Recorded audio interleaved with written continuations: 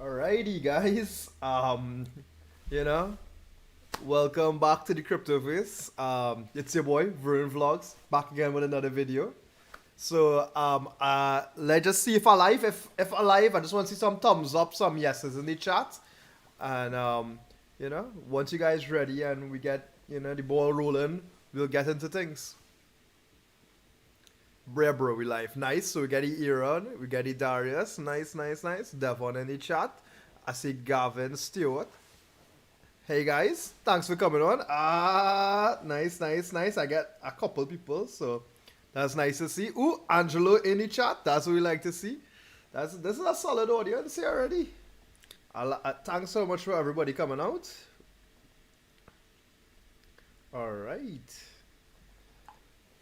Christian Clement, alrighty, more to go. I loving it. I loving the activity in the chat now.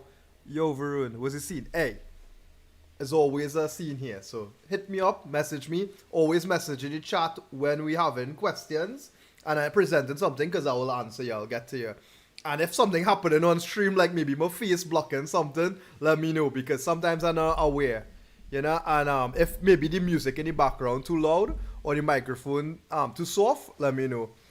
Because I actually set everything back up today, and I'm like, okay, I'm gonna try to stream every single week, at least till the year done. So let's see if I can hit that goal. I'm not sure, but you guys have to keep me, chained to that and ask me when the next video coming out. We getting what video this week? Audio crisp. Wait, actually using a Scarlet here, by the way. Focus, right? So one similar to what you had lent me, Devon. Also, guys, I'm drinking some wine. So, if you guys want to join me, feel free. Okay, so a good way to always start. Hey, Devon, nice, nice, nice. We have the whole crew here. I loving it. And I believe it's supposed to be coming up in the stream, is it? I'm not sure if it's coming up. Oh, God, it is. Whew. All right. Okay, so let's. I guess we could start something. Let me go through the grocery real quick. All right, wine. Hey, winey. Hey, these days everything going to the moon, so you never know. All right, so let's start with something we usually do at the start of every stream. And we could go into CoinMarketCap. Now, I haven't streamed in a while, and it's because I was very busy. I actually wrote a paper with Google. Nice, nice, nice. I'm on in toppers, so that means you actually get any alcohol. I'll show you the paper I wrote. So Google Scholar. Well, this is the first paper I wrote. Hopefully, one of many more. Ananda, hey, my sister in the chat that we talking about. First time for everything. It's like the first time you actually hear.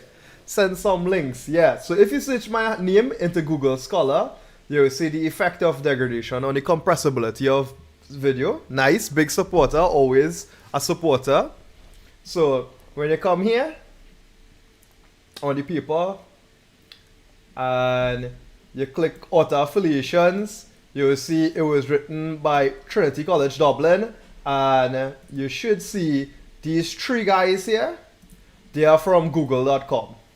So this is my first paper with Google, so I'm happy to have my first paper, and it's to do with video compression. And maybe if you guys want a video on what I actually do my research in with Google, I could definitely do a video on it. Alright, so let's get into the prices of crypto right now. Your screen, Jesus. Aaron, this is why it's needed to hit my message on. I really messed that up. Okay. So let me let me do that back. I was actually going through showing everything, so if you go on Google Scholar. Oh God, I'm an idiot. I showed all the Google Scholar and I'm also an idiot. Alright, so the effect of degradation on compressibility of video. In that video we made some years ago with the mod volcano. Yeah, I remember that video. So if you look at authors affiliation, you see Trinity College Dublin and Google. So these three guys here, they're in Google, software engineers at Google, and this is my supervisor. And yeah, I finally completed my video in August 2021. So that's why I wasn't able to create videos during the summer. I was completely focused on getting our paper out. This was presented in San Francisco, and well, I was supposed to do it in person, but because of COVID, etc., SPIE, yeah, you already know the thing. So because of COVID, I didn't get to fly to San Francisco, but next year I'll present in California. So yeah, so back to cryptocurrency prices. So let's just figure out when my last video was. A video on the research would be so lit. I'll definitely do a video, like if you all want. I mean, I don't know how exciting it is, but you know, why not? So the last video I did, let's check when I was. That was 4 months ago. So we're in October, September, August, July. So probably somewhere in June, right? So let's go and look where Bitcoin was in June, because I think we were going through a bit of a crash. Right. Yeah, so we were around here, and I hope you guys bought. I don't know if you guys bought. Big up yourself, bro. First of many. Yeah. We gotta have many more people and more research, and hopefully I get a job at like Google or Facebook or something, or Meta as they are now called. Yeah. So over here you can see, not over here. Sorry, watching the wrong chart. 3 months. Let's just check the 1 year chart. So around here, June, July. Over here, I hope you guys bought. I bought, and we were discussing back here that we will be arriving back to 60K. But technically speaking, if we watch a long chart and we watch all, it hasn't really been that much of what we usually expect. So if we go over to look into Bitcoin,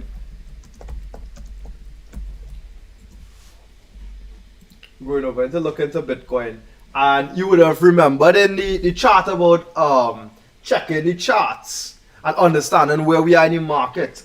Over here you would be able to find out the market cycles. So if we watch the stock to flow model, let's see where that was. We're actually almost at what they would consider fair value on this chart. Devon, get quiet, boy. I didn't see Devon comment. Devon, you know, he's a man who's taking the information. You know, you could be a connoisseur. But I love the chat. I love to see the chat. I love to engage with the chat. Now, the stock to flow model. I mean, last time we discussed it, it looked like it was veering off. But you can see we're going back. And right now, it's a bit green, light green.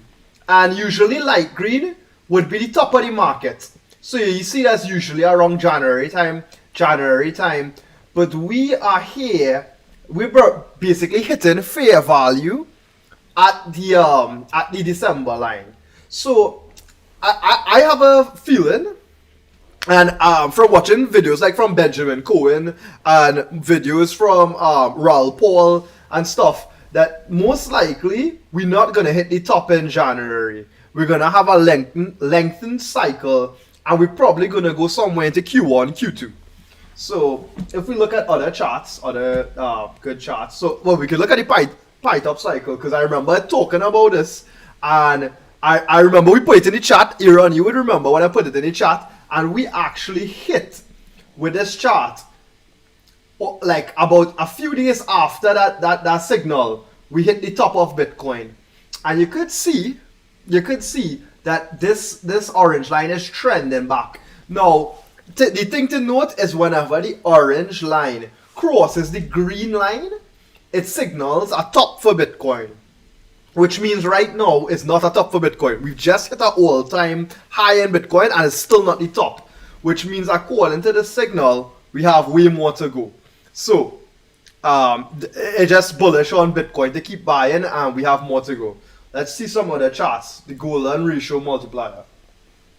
So this one is kind of like extending this ratio across it to see if we over or under. And right now we're over here, and you can see over here, even when it was 54, the golden ratio, according to this equation here, which is a moving average, 350 moving average from Bitcoin USD using these 1.62, 3, etc., the golden ratio, trying to figure out where you are within that graph. And you would see we not at this orange line. This orange line would be around 129,000. My face blocking all the chunk. Alright, thanks. I'm gonna actually move it around. Let me make it smaller. Aaron, that better? Give me the thumbs up in the bottom. That's better. So I just say we have more upward momentum according to the golden ratio. Let's see some other charts where we're looking at. And the reason why I'm looking at Bitcoin, by the way, guys, is because Bitcoin kind of dictates how the rest of the charts go. So once you're doing good with Bitcoin, you tend to, I guess, follow through and all coins move. I think Ethereum will, or at least for the next cycle, other altcoins going to bleed against Ethereum, which means if you bought Bitcoin or you bought any other coin, Ethereum usually goes up better with respect to it. And so far, the only coin I saw that always goes up against Ethereum right now is Solana. So that's a project to kind of get checked out, but we'll discuss that more in this talk. Let's look at the Bitcoin logarithmic growth charts. And this is a fantastic chart. So you could I always look at this chart and it's a sinusoidal motion to it. And you could always tell when you hit the top. And you could see we haven't hit the top yet. We even haven't gone across, even though we are a higher price than it was when we hit this point here. Remember, this is tracking the movements between these two, this upper logarithmic line and this lower logarithmic line. And you could still see, if we were to hit this top line here, that would be around 155. So that's just like how much headroom we have. So essentially, you could say that if you buy Bitcoin now, you could double it.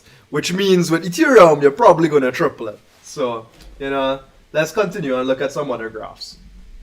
The MRZ score, yeah, that's a good one to watch. MVRZ score. By the way, guys, this is free. This is a free tool. Anybody could use it. And the equations they use to calculate it are right here. So, if you want, below they have a description of like what it actually means. So, for instance, this one, the MVRZ score, uses the blockchain analysis to identify periods where Bitcoin is extremely over or undervalued relative to its fair value. So it uses three metrics: the market value, the blue line, the realized value. Rather than taking the current price of Bitcoin, realized value takes the price of each Bitcoin when it was last moved. So it basically tracks the blockchain to see when it was moved. In doing so, it strips out the short-term market sentiment. So basically, those coins that moved after a certain price, we call it realized.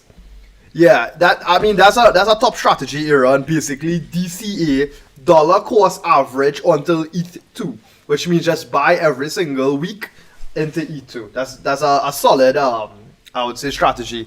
I hear, don't worry, absorbing. Nice, Devon. And I hope Devon actually gets into this. Devon, hit me up. We will definitely I could go through the motions. You don't have to actually do a YouTube video on it. Maybe you could do a whole YouTube video of trying crypto, and I'll definitely help you out in that. And you could probably do I guess your thoughts on how using the technology is, because it was very clunky back in 2013. It was a little less clunky in 2017. Now it's a little less clunky, but it's still clunky. It still have, those nuts and bolts that need adjusting. It need to be like where you message somebody on WhatsApp and it's seamless. But it's getting there. They're on era with the financial.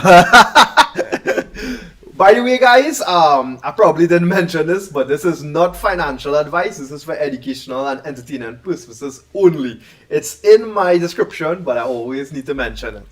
So, continuing, right? So, and the Z-score is a standard deviation that's pulled out from extremes of the data. So, the standard deviation. So, what this graph shows you, basically, and this is like a simple graph. You could probably make a bot from this graph. You sell when you reach the red, and you buy when you're in the green. If you literally just buy in the green and sell in the red, you'll make money. The Hanu Crypto Scriptures. Make him the launch full guinea pig. I just read it from the book of Varun. Hey, Guys, I share the knowledge for everybody. I want everybody to do well, and I think if you continuously, talk about it and keep it in your mind, you don't forget, and you do the least, and the least is buying some Bitcoin or Ethereum, put it in a wallet, and forget about it. The most is playing with the old coins. Don't see with the financial emblem might jump in at the bush. Hey, I'm not in Trinidad right now, so I don't give a F. The whiny new to the moon. Right, so back to the graph, right, guys? Basically, if you sell in the red and you buy in the green, you will literally always make money. Because like I said, Bitcoin has the 4-year cycle. And if you track the 4-year cycle, it literally, when it's around here, it's oversold. So too much people buy it. And when it's over here, it's undersold. Not enough people buying it. Compared to the fair value price.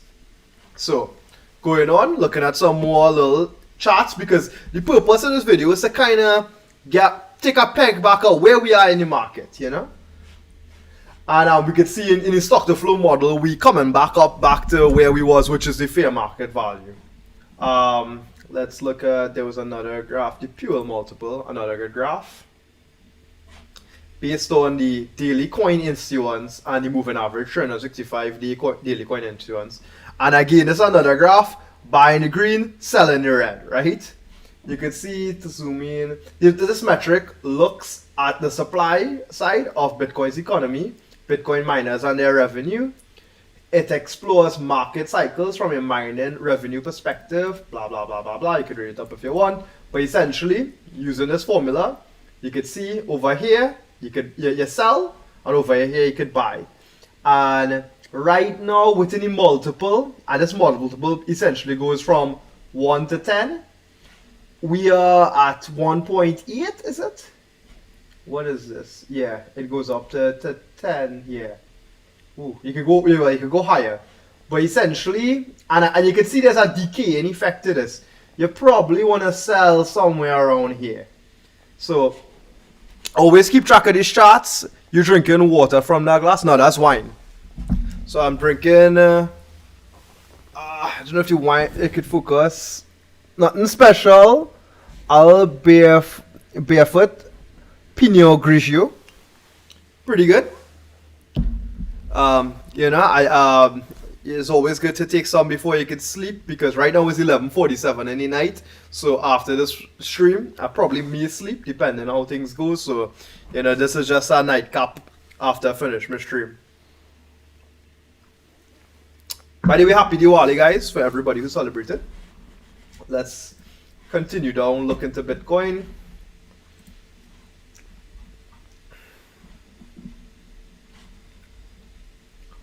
Looking for some good charts. So this here is a decent chart that you could look at. It simplifies it to like a level anybody could understand. Whenever in the green, capitulation, right? Let me Google capitulation for you guys. Capitulation, the action of ceasing to resist an opponent or demand. So basically, it's like a breakdown. You're dying, right? So people think this is the end of Bitcoin. Over here, hope and fear. So people, they're not sure, they're hoping. So historically, anything that was around here was a great price to buy at. You can see in the back, there's the blue line. Which part you live in now? Right now, I am in Dublin, Ireland. I'm out of the country. I'm studying abroad. That's how I did that publishing with Google. Pops living the good life, I see, yeah? You have your $1 million apartment and your wine. All I know missing now is the $1 million apartment. Right, so you have your capitulation. You have your hope and fear. Right now, we're in optimism and denial. So we still need to be hitting greed and euphoria. And the money had to make in greed and euphoria. Let me show you back in Bitcoin prices, right? So let me look at 2017, because 2017 was the golden year, right? Back in 2017, you could get Bitcoin for $1,000. That was $1,000 was considered hope and $1,000 will be considered greed. $1,000 was considered greed. Below 1,000 was optimism, and then around $300 was considered hope and fear, right? Hope. No, and then 2017, the highest part of 2017 went up to $20,000, and you could have seen that was like a tipping point of greed. Yeah, dog, big up. Watch my past videos. I have a video about me leaving Trinidad and Tobago. Look at it's actually one of my top videos. Why I'm leaving. Oh, 8.9 dog. I almost hit 10k dog. Yeah, but that kind of unimportant right now. Yeah. So as you can see, so I generalizing again. Yeah. So right now where we are, that would have been considered here, which was when Bitcoin was at $1,000. This is before it rallied up to the 20k. So think about that. We could probably be hitting the 300k by the end of the cycle. That's just to give you a scale. Remember, this is a logarithmic graph. You could never see like $10 and $1,000 in the same graph as this with a normal graph. You have to watch it not in the linear space or the logarithmic scale. Anyway, this is just to get an idea where we are within Bitcoin. Now remember, I've always been mentioning it, does it bleed against Ethereum, which is an important thing to note. Are we bleeding with respect to Ethereum? And if we watch Ethereum here, currently 4,500, basically nearly hit all-time high, right? Let's see. Let's look at the all chart and log, right? Yeah, this looking, actually let's not look log. I mean, I think when I had initially get into crypto, where was it? Somewhere around here is when I got into crypto.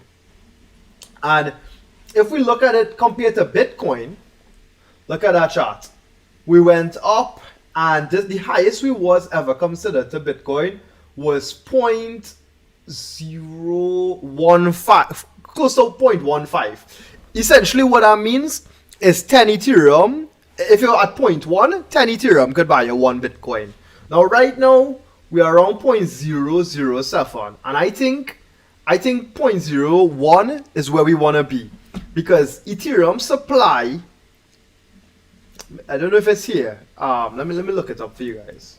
So Ethereum's current coin supply, and hopefully this gives you tools on how to look this up yourself, right? So you would see, let's see, at 118,000 Ethereum, right? And there is how much Bitcoin out right now? I think it's around 18 million. How much BTC supply? So it's 21 million, but we're talking about how much in circulation. Actually, we can find it in CoinMarketCap, because they have Bitcoin ones, because Ethereum changes as it goes. It's not the same. So it's 18,865. So let's take those two values. Calculator. Right. Could I paste something in here? Okay, divide by, and we want to do 118,236,704. Yeah. So which means we should be around 0.15. If we look at how much coins in circulation in Ethereum and how much coins in circulation in Bitcoin, we technically should be around 0.15. And right now, we are at around 0.007, which means that we are due for a doubling compared from Ethereum to Bitcoin. Which means that market cap wise, our market cap, which is half of Bitcoin's, Bitcoin is 1.1 trillion, Ethereum is 0.5 trillion. So we are flipping in is yet to exist. Anyway, so let's go further, because I think we fairly understand where we are within the market. What I want to do is probably discuss some items within how crypto has grown so far. So I mean, hopefully it's interesting, hopefully it's not interesting. You guys will tell me. So I'm gonna bring up the thoughts, which is almost like the agenda for this video, and you tell me, right? So thoughts on the state, current market, right? So we just kind of discuss where we are in terms of the market cycle, and where we could be looking forward to in terms of this market cap would be doubling at minimum. What I have realized though is crypto. Everybody just calls them coins, like crypto coins, but technically crypto has broken down into multiple different types of assets, and I want to kind of go through what those kind of assets are. Obviously you can see it here, but I kind of want to go through it in more detail. So if anybody could drop any comments if they're interested in that, would be nice to know, but that's what we're going to discuss first. And hopefully the background music, I'm not sure if you guys hearing it, tell me if it's too loud or anything, but always listening to stream beats is good because it's legal to stream with, it's copyright free. So I hope you guys enjoy that.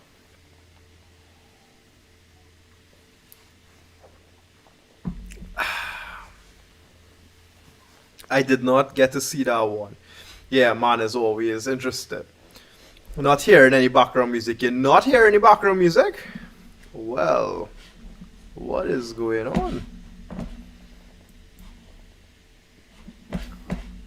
Let me see.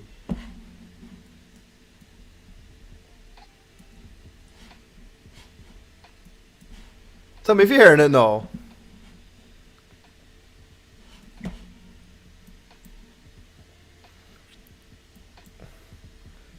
Is it zero now? What's the point of having this whole desktop audio? Bruh. What's the... Me neither. Your audio very good. Okay, so at least my audio good. Let's see if I can add that in. Audio... Can I put audio output capture? Alright, let's see if I can get... This is where any man like Aaron. He's always get.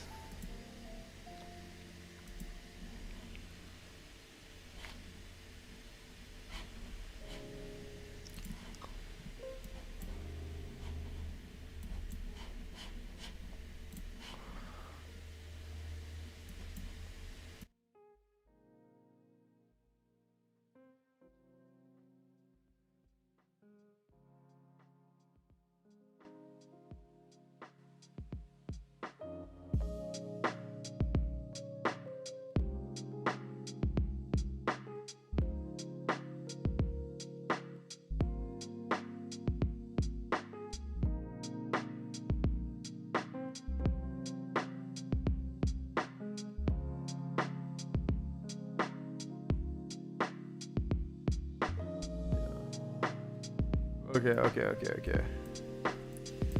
Okay, so you guys hear more audio. I just need one person to get my thumbs up so you hear more audio. Okay, you hear more audio. That's good. That's great. Cool and crispy. So I'm gonna continue, because I don't wanna explain all this, and hearing. Meta Hero, thanks for joining us. Great. I love to see more people joining, and always tell your friends, because I here to spread the information. I here to spread the words, the joys of the world. Alright, so I've seen a lot of thumbs up, so that means we're back in session. I hope when the thumbs up means you're hearing my voice and you're hearing the music. Because I was hoping the music kind of give it that, Oh, nice, Shinsu, get on. Thanks for joining. I don't know where you find the link, if you see it on my YouTube channel, if you see it on Facebook, but thanks for joining. You reach out late, but don't worry, we're going on. So you're probably hearing Bitcoin, you're hearing Ethereum, you're hearing Filecoin, you're hearing all these different things, and I'm kind of gonna break down my, I guess, definition of each different type. Thanks Gavin and Aaron for letting me know. Darren, thanks for letting me know that you guys hear it. So within the coin asset, and when I'm talking about coins, I mean, like, if you go on coin market cap, And I'm talking about the average individual who just come to this website, like maybe Devon X Scott. He comes in, he sees all these coins. Are they equal to each other? Is each coin equal to each coin? Like, is Bitcoin competing with flow? What is each coin network trying to do? You know? And because you see all these different prices, and you might compare 60 to 4,000 to 600. That's actually the worst way to interpret the prices. What you should be comparing is the market cap, because every single coin have different supply of coins, and the market cap is the supply of the coin multiplied by the price of the coin. So if you have a lot of coins and your price small, which is what XRP tried to do. XRP is $1, but you can see they have over 1 trillion coins. Whereas something like Bitcoin, you could see it's only about, well, that's how much volume traded, sorry. You would see about 18 million Bitcoins in circulation, 118, where Solano, 166 million. And then you have something like XRP with 47 billion. So you kind of need to know how much coins you're having, right? I think I put the music up a little too loud, so I'm gonna drop that a little bit. Hopefully you guys hearing that still, right? Anyway, so I'm gonna explain how I'm breaking this down, right? So monolithic blockchains, right? We're talking about Bitcoin. We're talking about Litecoin. We're talking about, where's Dogecoin. We're talking about these coins because we want to see, we're talking about coins where the actual coin is the only thing that can be transacted on the blockchain. Bitcoin could only send Bitcoins and that's it. I was fine the way it was, now I'm not hearing it. Okay, shit, let me increase it.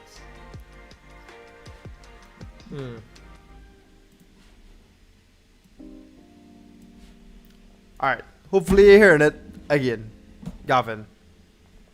Just let me know if you're hearing it or you're not hearing it. Right, so like I was saying, so monolithic blockchains. One, the most important thing is you could only use the coin to send the coin. Bitcoin could only send Bitcoins. Litecoin could only send Litecoins. Doge could only send Doge. And this might be obvious, but within the monolithic blockchain, you have to use the currency that is being sent to send it. So you pay the transaction fee in Bitcoin, you pay the transaction fee in Litecoin, you pay the transaction fee in Doge. That might seem, I guess, for somebody who just started, obvious, but when we go into things like tokens, you're gonna find out that that's not the case. So again, monolithic blockchains are what I refer to as monolithic, and let's see what's the definition of monolithic. Monolithic. Spell that wrong.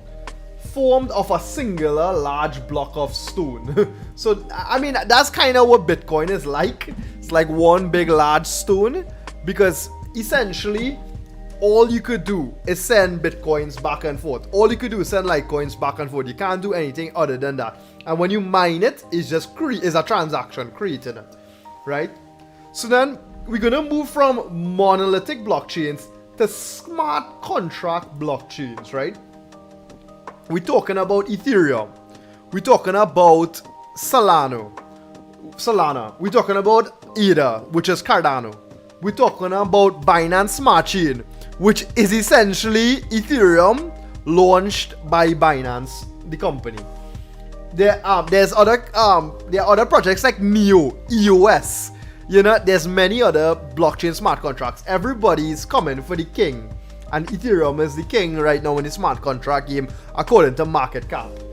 So in a smart contract blockchain, you have the main currency or crypto asset in each chain. So for Ethereum, the currency is Ether, which is ETH, Ether.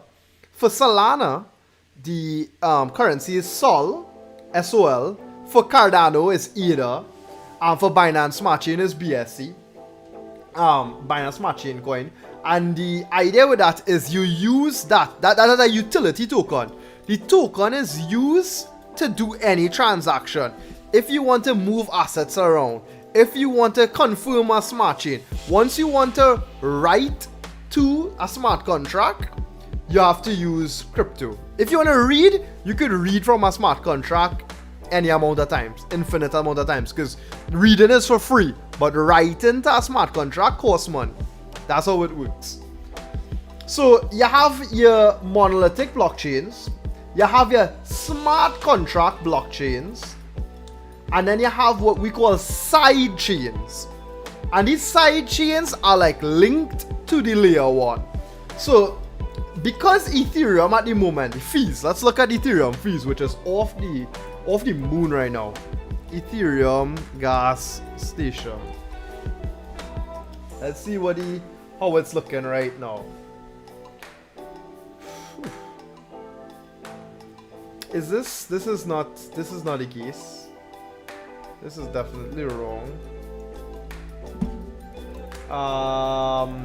Let's find the price of average Ethereum gas fee price.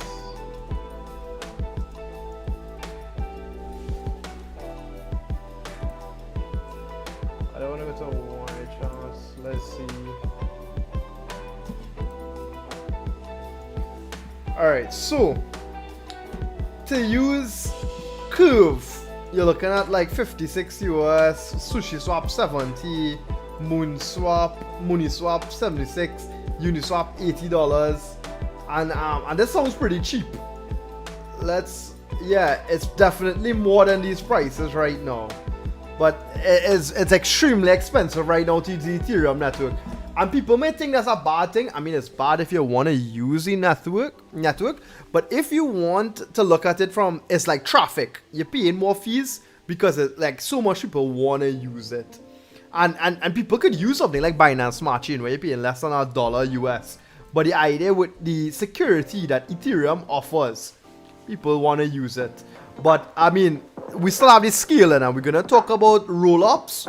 And we will discuss different ways in which crypto is scaling on Ethereum. And I say that because I'm very knowledgeable in Ethereum. I'm still not, I would say, confident as a developer in Solana or Cardano, but I still follow them. So side chains are this way now where you have these smart contract like blockchains, but they are linked to a mainnet. So Polygon uses Plasma. XDAI is a smart sidechain that's linked to Ethereum, where the fees, everything is in DAI.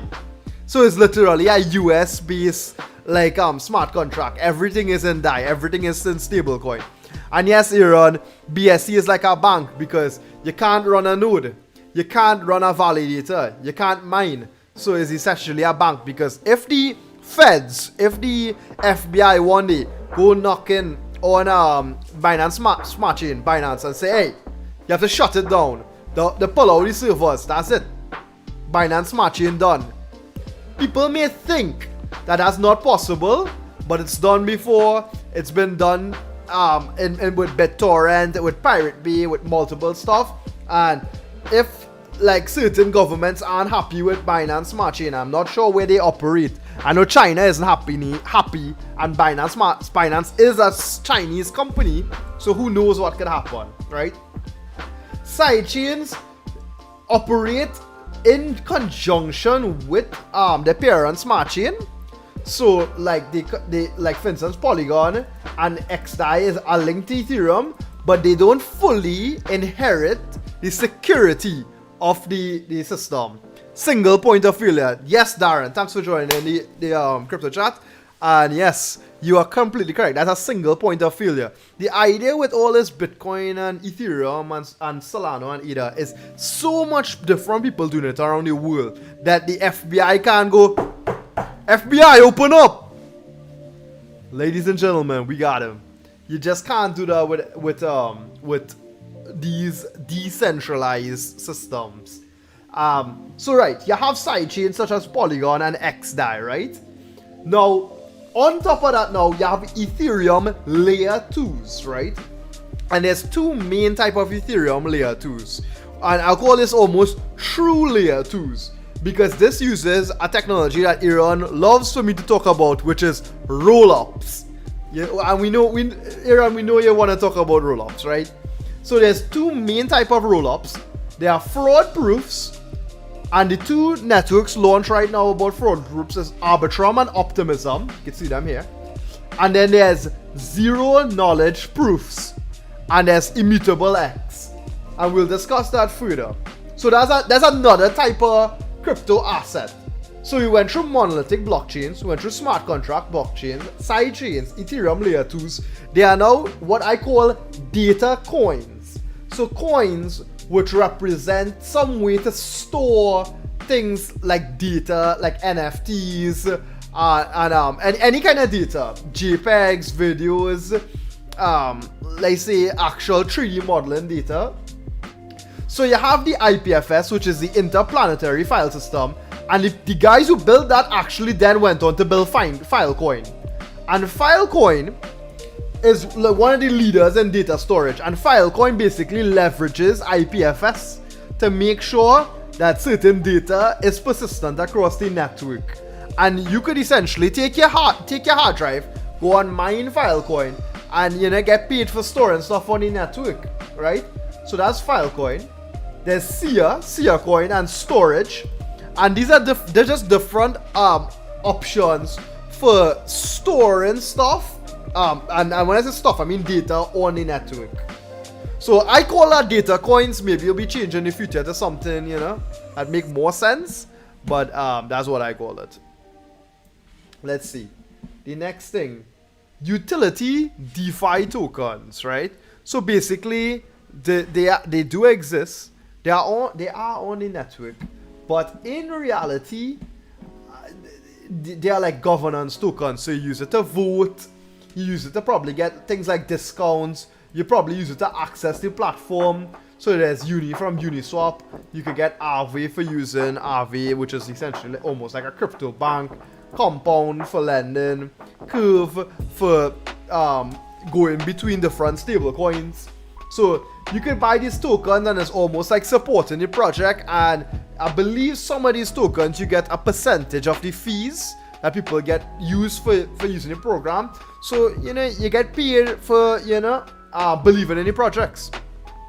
So that's that. So it's important to understand that with these utility DeFi tokens now, you actually you can't use Uni to send Uni. You have to have Ethereum in your balance. If you don't have some Ethereum, you can't send Uni, you can't sell Aave, etc. A next asset class now, which is almost like a next way to slice tokens, is what we call stable coins. Or I would rather call them stable tokens, but I digress. And the idea with these tokens is they are one-to-one with its native asset, and it's usually USD. So USD stable coins, USD, DAI, USDT, Paxos, TUSD. I mean, there's so many different stable USD coins. BUSD on the Binance Smart Chain. So the idea with these tokens in various different ways to achieve this, and I did a whole video on the different I think 3 main ways to do it, with holding collateral and then offering it the same amount of tokens as the collateral you have stored up, etc. DAI does it in a different kind of way. I have a video on that. But anyway, the idea with these tokens is they are one-to-one with stablecoins. So you could essentially have $1,000, 10,000, 100,000 US on Ethereum, on Binance Smart Chain, on any of these networks, and they will be redeemable for one. If you had 100,000 US, it would be redeemable for $100,000 in cash, right? Stable asset tokens. So this is a way of wrapping assets, so they are one-to-one with some other asset that is outside of the network. So imagine you're on Ethereum. You could own Bitcoin on Ethereum. You could own Bitcoin on Ethereum, and that's by buying wrapped Bitcoin.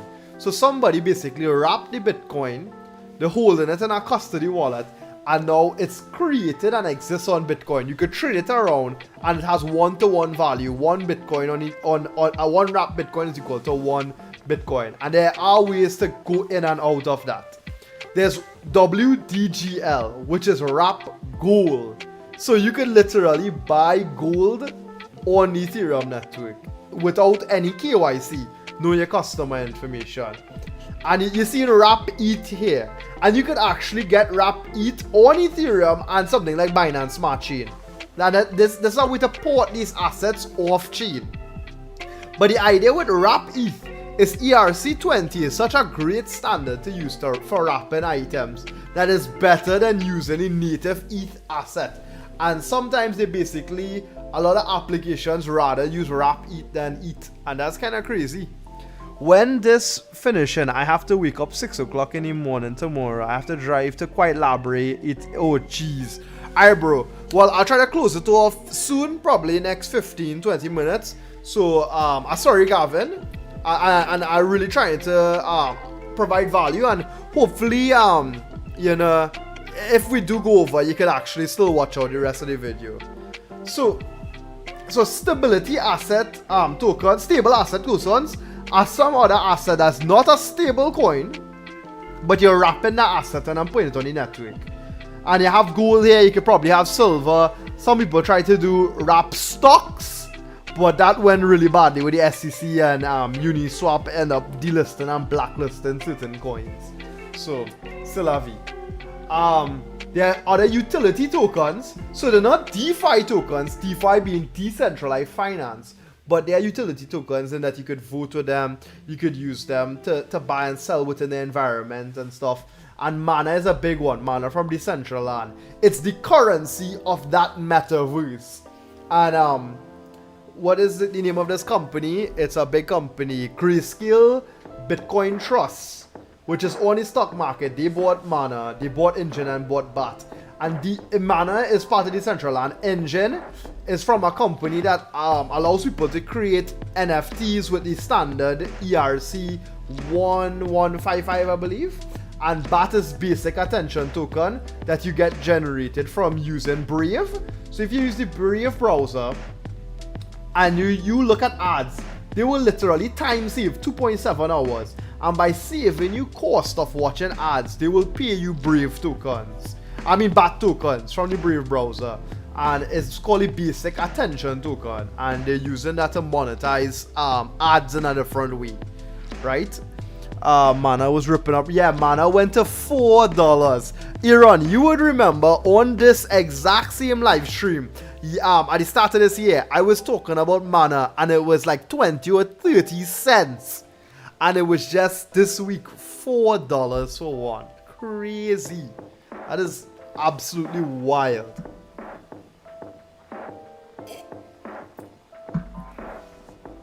Alright. So that utility tokens, and then we get down to probably Darren Ramsuk's favorite currency, meme tokens, which is now becoming my token of interest, meme tokens. And there's Shiba Inu, Floki Inu, Saitama Inu, Luffy Inu. There's what do you call this? I missed out on this great one, Wolverine. There's Charizard Inu. I heard there is a Gilgamesh Inu, I think it is. The great Gilgamesh. So people, I guess this is a way of monetizing communities. It's very interesting. But these are not all the different types of assets that exist. We haven't touched NFTs in this list. But I'm saying, whenever you see a coin, immediately from the time you see that token, it should fit in one of these categories. And if it doesn't, you need to figure out why. Does it bring something special to the table? So it's really important to figure that one out. And we're going to discuss the dawn of the modular blockchain, right? So essentially, let me see. I put it here, which is you have two main types of L2s on Ethereum. You have fraud proofs, or is it a scam? Yeah, MetaHero, you're correct. You're very correct, because there was that scam that well, there are multiple scams in crypto, but this one was recently public. It was based on the Netflix show Squid Games, and within the contract, they basically they basically locked it that you have to be whitelisted to sell your coins. You have to be whitelisted to sell your coins. And I'm trying to find out a video of the graph. Rug pull. Yeah, Squid Games scam was one of the biggest rug pulls because essentially nobody was allowed to sell it. Literally, everybody's buying and nobody could sell, right? So, I mean, I don't know if this is the actual graph. I don't think it is. Probably this is maybe the graph. But yeah, absolutely wrecked. People got absolutely wrecked in Squid Games. And the idea is you should know about the projects before you get in them, right? So you're right, MetaHero, you have to look out. So the dawn of the modular blockchain is kind of getting into why roll-ups exist. And let's see if I can get a picture of these roll-ups. I mean, I doubt. I should probably put Ethereum roll-ups, not just roll-ups. Forget it doesn't like assume everything is crypto on just these Google charts. Yeah. So let's see. You have that's a terrible. Yeah, right. So you have ZK roll-ups. The front ZK refers to zero knowledge proof, right? And then there is fraud proof. Fraud proofs. So you have your optimism and your arbitrum. Now let's get through fruit by the foot. Hey, that's this real flicking good. So the two main things you have to understand about these roll-ups is that the fraud proofs you can run the same exact solidity code that you could run on the Ethereum network. You can copy and paste that into Arbitrum and Optimism and it will work. So the way in which fraud proofs work is to emulate that EVM system, the Ethereum virtual machine. So you get that Ethereum virtual machine within Optimism and Arbitrum. So you have no problem porting your code. In the zero knowledge proof chains, the ZK proofs, that is not the case. You cannot run EVM compatible code. You have to actually, there's a lot of custom code that needs to be created, right? Now, the trade-off, then you'll say, okay, well, Varun, if you have to use all this custom code, just run everything on fraud proofs, right? Now, how a fraud proof works is basically, maybe I could go to full screen on this one. How a fraud proofs really works is essentially somebody is out here and they're saying, this is the current state of the block, this is the current state of the block, this is the current state of the block, right? They are publishing the blocks of the network on this layer 2 network, and these blocks get rolled up and they stick them on the Ethereum network. However, each of these proofs have a bond. You're basically paying to say, yes, this is the truth. This is the truth. Every time you wrap up the block, you're saying this is the truth. And then somebody, what they call a sentinel, is watching the blocks and actually reviewing and saying, yeah, this makes sense. Yeah, this makes sense. Yeah, oh no, this is a lie. This doesn't make sense.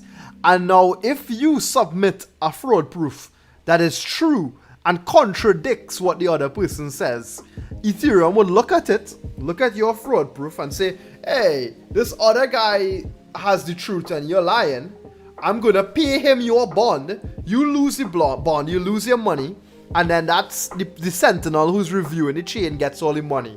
So essentially, instead of Ethereum that checks every single thing, and that checking every single thing costs a lot of money, they only check in the ones that you submit a fraud proof contradiction, and they will check that and you will get awarded Ethereum for that.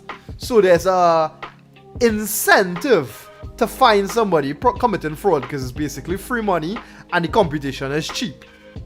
And what happens is that allows you to wrap a shit ton of transactions up into what they call a roll-up and shove it on the Ethereum network.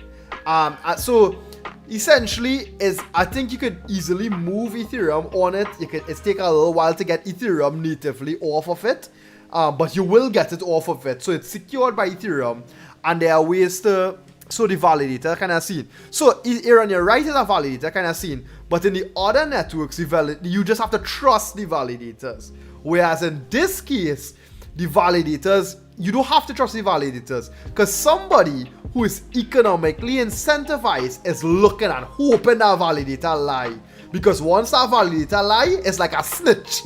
The sentinel is like a snitch. He just waiting to snitch that the validator lie and basically collect all the rewards for the validator lying. So you get the security of Ethereum, but you have the speed of the roll-up, because you're doing hundreds of thousands of transactions that's just not possible on the Ethereum layer. Now, in contrast, a zero knowledge proof requires no sentinel, nobody to review the zero knowledge proof itself. Yeah, there's a common saying, who watches the watchman? But in this case, there's somebody economically incentivized to hope, and you really want that validator to screw up, because they will get paid. In the zero knowledge proof, there's no need for a sentinel, there's no need for somebody to review, because the fraud proof itself is mathematically complete. But the trade-off is you can't run EVM consistent code. You can't run an EVM. So far, they've been able to do ERC20 tokens and ERC721, but you can't do the whole smart contract, and they're still trying to figure that one out. And that's basically a research journey. And Immutable X, as far as I know, is the only project doing ZK rollups. And the great part about Immutable X is that all transactions are completely free. If you go on Immutable X Marketplace, so let's swap across to that.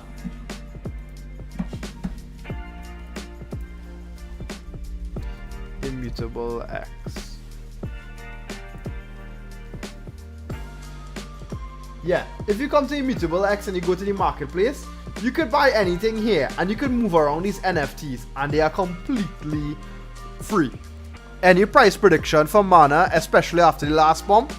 To be honest, specifically with Mana, I think it's a great project, and I might pick up a load of Mana before after the bear market, because right now I think it's just oversold. So if we look at all-time price and we look at before 2021, right, it was 8 cents, right? When I did my video, it was about 30 cents, 20 cents. So I did my video here. It pumped, and it pumped again. I expect Mana to go down after this market to about 10 cents. And I think I will buy a boatload of Ethereum of Mana at that price. I might actually buy a piece of land. What about Illuvium? I'm not too familiar with that project, but let's look it up. Illuvium. ILV. Bro, what's with that price, yo? Market cap under Billy. Volume 55 million. Circulating supply under a million. Makes sense. And let's look at the all. So this thing, it released this year. It started at $91. Alright, that's probably a pre-sale. And then up to here, Illuvium. And let's see, is it? I see a smart contract, so it's a smart contract. Let's do some research, a live research for people. Can you go over how the Squid Game scam can happen after someone who has live Bitcoins is worrying? Alright, we're going through that. So, okay, Illuvium is a gaming coin. That makes sense. If it's on Immutable, which it is, I think it'll do pretty well. Because the fact that there's free fees for the NFTs, But I'll definitely need to go into the coin. So that kind of wraps up the touching on the NFTs. Let me go into the Squid Games token. So let's see if we could find the Squid Games contract. Sorry, I have to go to remember the trip anymore now. I'll try to watch the vid. Gavin, it was amazing having you join next time. We're gonna be on this next week. But yeah, hopefully I'll close off soon. But love to have you, man. Thanks so much for coming on. So Squid Games. Let's see if we could find the contract. Squid Games coin contract. Now hopefully they have the Solidity code open. So is this the original Squid Games token contract? Is this the Squid Game contract? 1,000 Squid Games, 4,000, 83 transfers, price 0, makes sense. 36 seconds, so people still doing stuff. Make no sense, but alright, let's see if we can find the contract. Okay, so read contract, allowance, holder, balance of, buyback enable. Buyback upper limit. Get circulating is open. Marketing international Squid Game owner pay. Let's check the owner address. Later man. The owner of this contract has about 14.2 BNB, 8,000, not that much. Pay, router, swap threshold, Squid Games. Okay. And then the right contract, there'll probably be are we to approve a address or spend address amount, change decks, claim dividends, include to whitelist. So you see this include to whitelist, and it was here. You could check the whitelist. You see how there's a buybacks enable and stuff. So there was a whitelist, and that essentially means that to move, to be able to do anything on this contract, you had to be added to this whitelist, including to whitelist. And you see underscore users addresses. So there's this array, this list of users, this whitelist, and you cannot sell until you are whitelisted. Even a blacklist. Set distribution criteria, set exclusion, exclusion fees, set marketing wallet, set safe manager. So this was a pretty centralized contract. You could see the owner of the contract could basically almost change everything. There's the whole withdraw into BNB. So yeah, this contract was pretty centralized. So you really need to look out for contracts where you need to be whitelisted to do anything. Because it basically is one of those things where it's not number go up. Because if you could only buy, you know, it's kind of like the opposite what happened with what do you call it? The opposite happened with GameStop, because essentially on Robinhood they only allow them to sell. Watching the actual contract should be a must do. Yeah. I don't know if they have the actual. Let me see. There's the contract address here. So let me see if the contract. Let's open this up. Full screen. Let's go. So library, safe map, sub. And probably a lot of people might be bored with this, but we're just gonna see if we could find where they kind of screwed everybody. So contract, context, is it safe mark, normal, contract, context, we don't care about that. There's the normal way to do dexes, blah blah blah. Let's see. We're looking for Control F, whitelist. Right.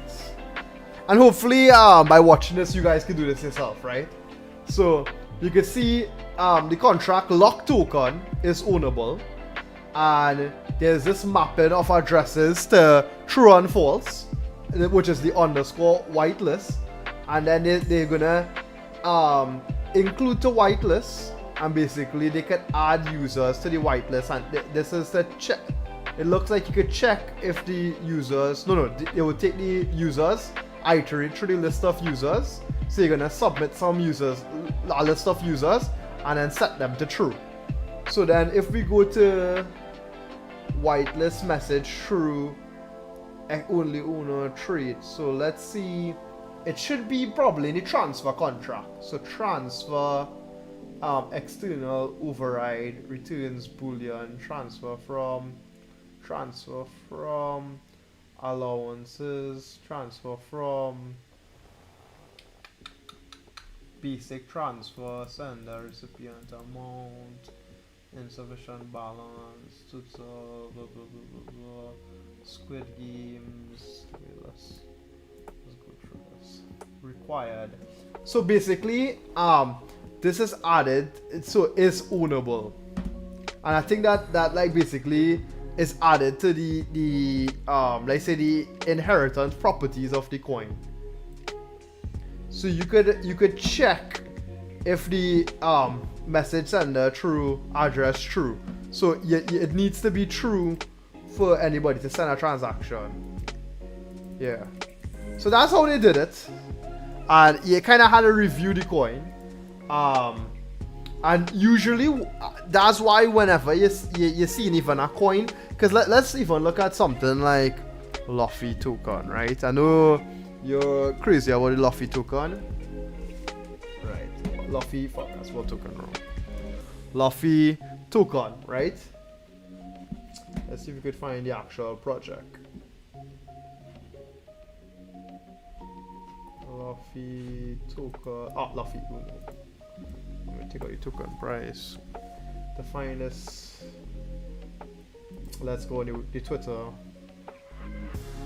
You guys can follow me on Twitter if you have nothing to do with your life. I'd love a follow. Feel free to like and subscribe. Okay, how to buy, play the game, utilities, blah blah blah. But they should have an audit somewhere here, and I believe they already have, because this is Q4. But yeah, so I'm gonna search Luffy Inu audit token audit smart contract security audit. So over here you could find LuffyToken.com, which is a fucking meme coin, has a audit from TechRate audit company. So you can probably go and check up TechRate and see all the companies they have audited. This is a limited report, our findings, blah blah blah blah blah, and it will literally review the token and check it if it passed design logic, arithmetic logic, fallback function security, cross-function race conditions. You can literally see they go through everything. Yeah, they have the certics, yeah. Yeah, no, I definitely want to have the stream in the central land. That's definitely a goal of this channel. Low security is used out of gas. So yeah. So essentially, if your coin don't have this, I consider this the minimum standard for a token. So I mean, you're really on shit if your token can't do this. Now, let's be real. Most likely, they went to Saitama, copy and paste, Ctrl-C, Ctrl-V that code, easy peasy, lemon squeezy. But for now, like I just say, they get the audit and they pass the audit, which means you feel pretty safe with your tokens, and that's the most important thing. So I would say always look for your audits whenever, especially when you're buying tokens that new to the game, and you know you really want to make those fast gains. Anyway.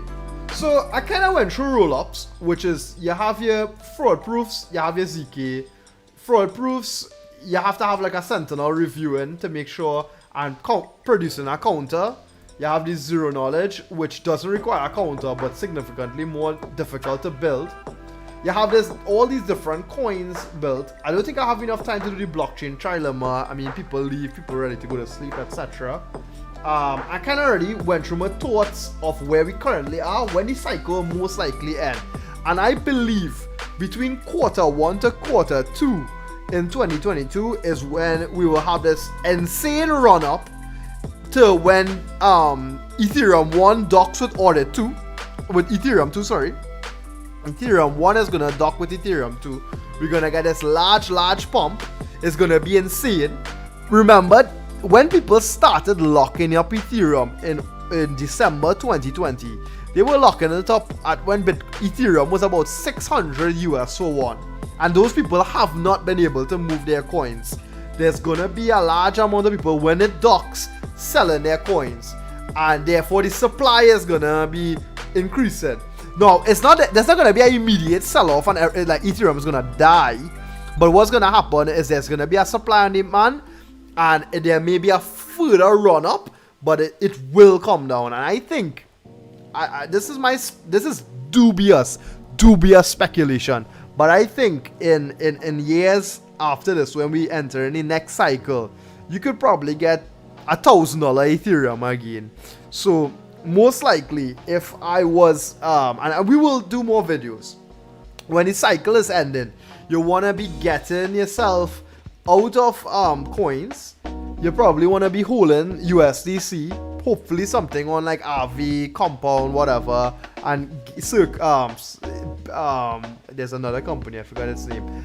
Just earning your interest, earning some stablecoin interest, and then when the market's starting to pop, buy some Ethereum, buy some Bitcoin. I think Bitcoin is an apex predator for asset, and for the rest of your life, it will always go up regardless. You just want to find some nice times to get in and get out. But really, if you buy Bitcoin, you'll be good for the rest of your life.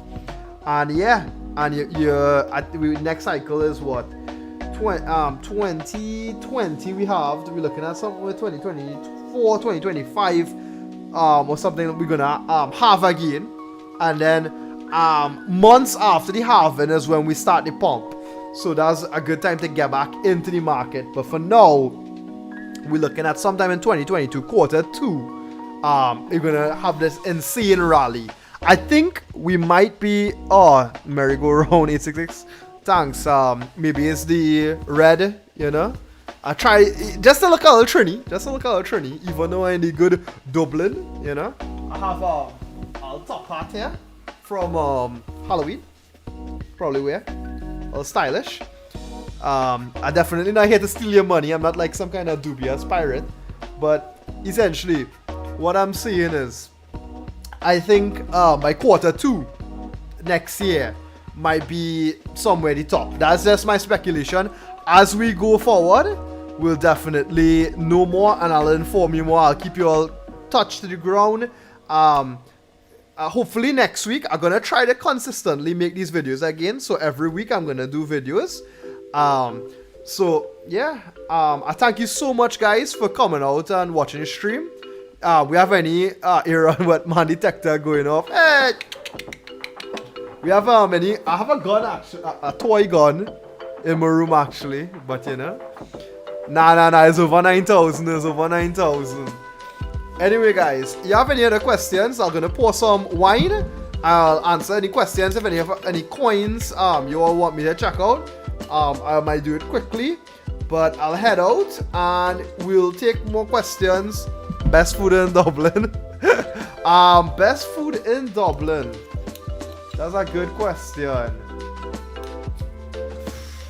It could be anything, because we talking about fast food, we talking about fine dining. I don't know. I really like Bourgeois. Happy. Oh, Guinness is a must, right? Happy. HAPI. Let's check out what that is. I just gonna type in happy coin because it's so blockchain trial manager next time, yeah. Because I want other guys to be here, and I don't want it to be one of those things where people get left out. And he's part of the community as well, so you know, I don't want to leave people out. Happy token is an ERC20 token that ensures the smooth operation of the protocol. What does that mean? And connects data providers with security oracles.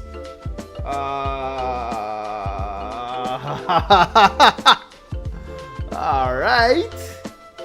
We would like to build a product that will change the entire... okay. I'm gonna hit a skip. On that. Happy on-chain cybersecurity protocol. How it works. That's what I want to see. New security standard happy for all blockchain industry players. Problem solution, that's what I want to. Happy directly embed smart contracts, which essentially allows the most immediate notification and alerting system that is able to both prevent an adversarial attack, money laundering, and or alleviate potential losses. Okay. I don't know what that means. Partners. Okay, KuCoin, I know that. Partners of happy protocol. Okay, but what do you do? How would let's read the so-called white people. Everybody has a white people. Let's see it. Jesus Christ. Happy is set as a cross-chain smart contract that are enabled into DeFi process and allow them to reach into new security. SAS. What?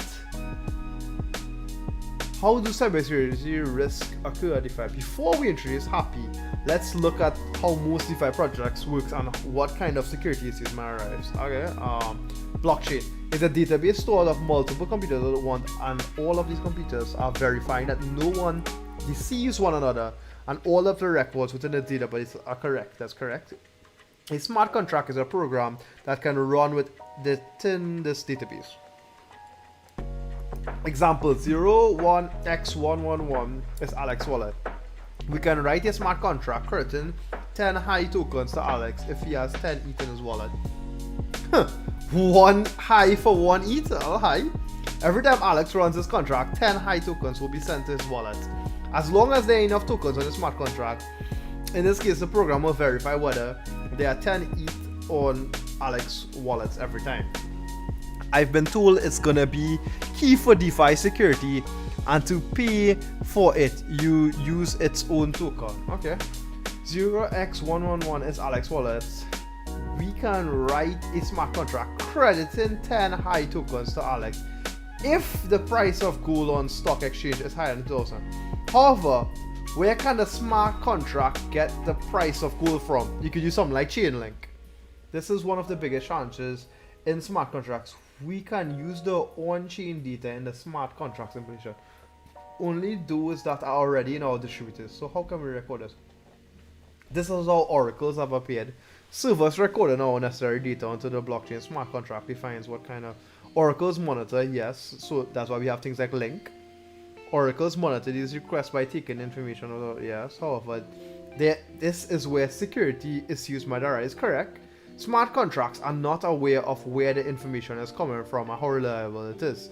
That's why it is based on the authority of that smart contract provider, the Oracle provider. So for instance, within Chainlink have multiple different sources providing, let's say, the stock price, or maybe the time, or maybe the result of an election, etc. API action security audits, and API is an interface, blah blah blah. This is where we get security audits, where we get blah blah blah. The idea is this one is security audit. The idea is to create a decentralized security audit database with the info on whether the specific smart contract is audited or not. For example, DEX aggregators can then divide the integrated exchanges into audited and unaudited categories. This will help. This is actually a nice idea, I would say. So basically tracking which coins are audited and which coins are not audited, and which coins are audited by some actually legitimate auditing company, and which coins are not audited by a specific auditing company. So a project like this might help with Squid Game. So maybe Meta Hero, you're right, and I need to look into this project more. So cheers to you, my friend. Alright guys, well, I think we had a lovely stream there. I think we definitely crossed the hour. I hope my good friend Gavin, whenever you watch this back, you have a good time. I'm sorry, you had work in the morning, but you're part of the cryptoverse, which means in probably 10 years you might be a multi-millionaire. So it's all just a matter of time. But maybe we could also do some coin reviews. Clearly you guys like some coin reviews. And live coin reviews are probably useful because you guys get to see how what's my thought process when I think through these things. But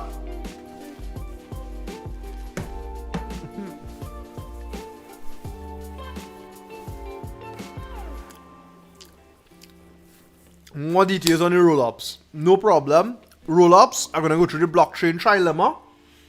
And well, more things in general, L-Pool, yeah. So we have many things to do videos on. And basically, I might be able to do this until I die. Because every single day, the cryptoverse changing. Hell, Facebook literally renamed its company to Meta. So, guys, we had a great stream. We had like a solid amount of audience members. Pulling like a solid like 7 viewers.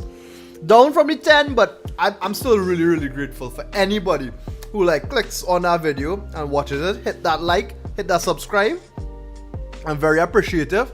We're gonna continue building this channel. We're gonna continue building this channel. We're gonna continue building the cryptoverse, and we're all gonna become, you know, financially successful and educational wise. Understand which projects are the strong and successful ones. So again, thank you very much. Hope you subscribe, like, comment, and love you guys in the chat. And we'll meet up next week. So enjoy.